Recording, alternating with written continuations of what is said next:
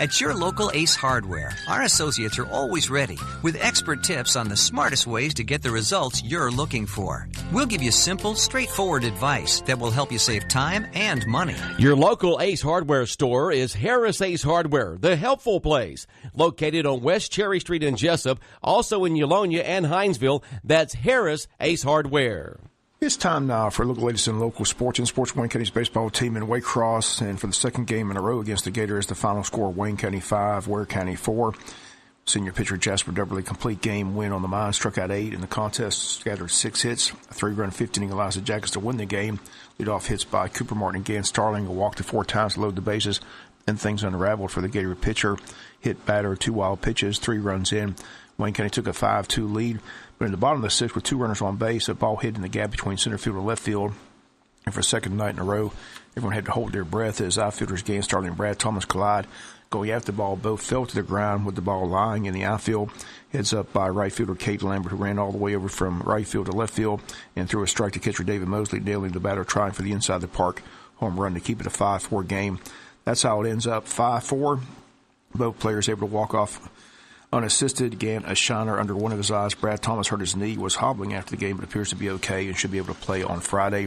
After the game, we talked with head coach Justin McDonald. Okay. Yeah, they'll be fine. Brad's kind of limping around, probably got a bruise on his knee, but like I said, that's just 2 kids going all out. Communication's hard when you're full speed, and heck, that's the way we like to play the game, and sometimes things like that happens. Fortunately, it wasn't too bad. Thankfully, it wasn't, but second game in a row were just a crazy I told Coach incident. Emmons after the game, I don't know what's going to happen Friday. Yeah, can we get through Friday without an injury? Yeah. But again, 2 guys going after, like I said, fortunately, no one seriously injured. But again, Scott White, Johnny on the spot out there as quickly as can. Yeah, and give our kids credit for continuing to play. Lambert saved the game. Like I said, he runs all the way from right field to left, and kudos to David Mosley for being at the plate waiting for the throw, because a lot of kids will run out to check on Gantt and Brad. Yeah, and that's what a lot of people don't take in consideration. These are high school kids and teenagers, and the emotional level of when one of their guys goes down, and especially after what happened Monday, that was a chance for them to possibly drop their head and not continue to play, And I think that's a tribute to how hard they work and how they come in and compete in games and expect to win every time they come in. Because I'll be honest, offensively, we probably didn't deserve to win that game, and they gave us some runs with some pass balls. But again, Jasper Dudley, talk about him. What a performance! Anytime he gives you a chance to win. Every time he goes out there, regardless of the situation. And if we made a few plays, we gave them 6 outs in that inning first when they scored those 2 runs. So you give guys 6 outs, they're going to be able to score. But again, he pounded the strike zone and competitive nature, and I'm glad he's on our team. Better throw, Cade Lambert's throw in Savannah, or Cade Lambert's throw tonight from left field? Tonight. Yeah, tonight. I was watching this, one of those things that happened in slow motion. I was staying in the dugout. What an arm that kid's got. That's phenomenal. Yeah, he's been. What a heads-up play to have the whereabouts to run over there and realize there's still a live ball and prevent that third run from scoring. And people need to understand he run from right field, so and he got that ball and he picked it up, and I could see him winding up, and it's just a matter of was it going to be on target, because I knew he was going to get it there with some velocity on it. But it's just a matter of getting it there, and then Mosley. That's a kid that played his tail off tonight too. David Mosley blocking balls. I talk about it. He's so valuable defensively, but to be at home plate for that throw, because like I said, a lot of players were, like I said, concerned about Brad and Gantt laying out there in the outfield.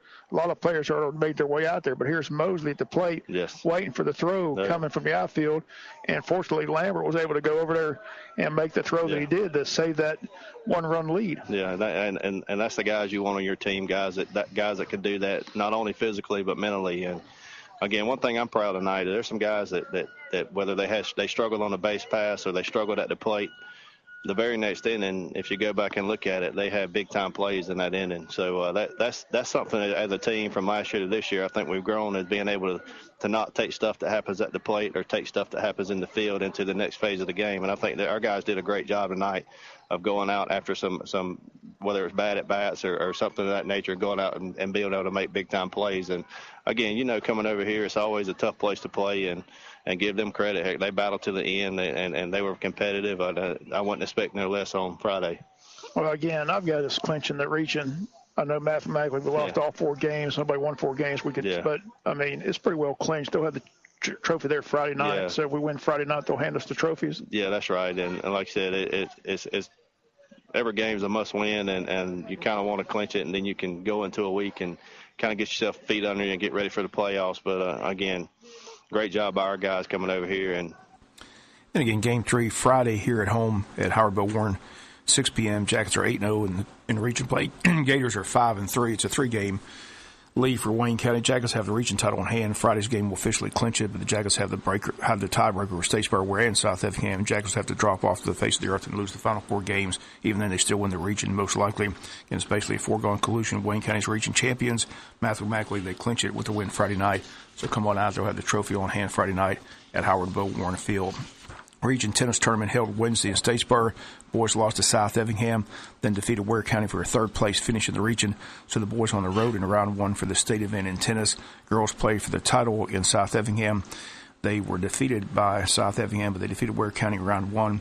Girls finished as regional runner-up and will be at home in round 1 in the state tournament as number 2 seed. As soon as we get the pairings and times, we'll pass that information along here on our local sportscast. National Signing Day at the high school. 5 more high school student-athletes signed on the dotted line to continue their education and their athletic career. For more on the big day, here's Athletic Director Ken Cribb. Thanks, Bob. I'm so excited. And one thing I talk about all the time, sound like a broken record, but I talk about the 3 ingredients to success, and that's pride, character, and work ethic. And these kids have a lot to be proud of. They're very proud kids. They work hard.